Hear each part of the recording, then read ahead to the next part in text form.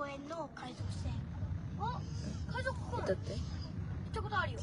なんか割れてるさ、こうやって。船が割れたでしょ。それで滑り台になって。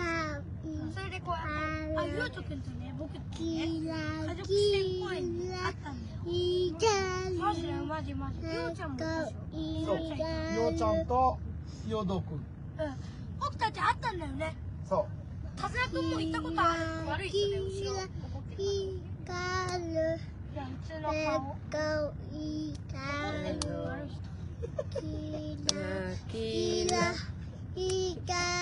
それで。ね、俺たちの番号見てる。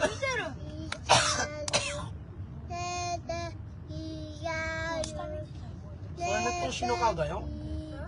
普通に悪い人じゃない。年取ってるおばあさん。だから顔変になる。そう。歌ったよ、ママ。もう一個。上手。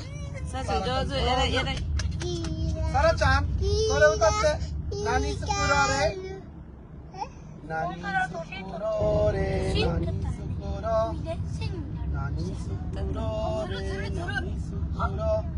右手向こうで、左手がチョキで。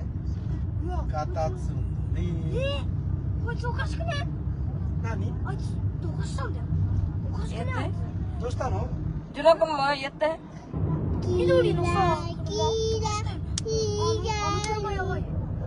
あの車ね、トラックが曲がろうとしたらね。でもね、こっち寄せてね、それからこっちまで寄せたんだよ。おかしくね？線だよね。線でじゃさ、ダメだよね。あの緑の人さ、悪いじゃん。ほら、もう見て、前いるよ。ずるくね？ずるい。こいつもずるい。あいつさ、あいつ悪い人。あいつだとあいつ兄弟だから。兄弟だね。やばっ。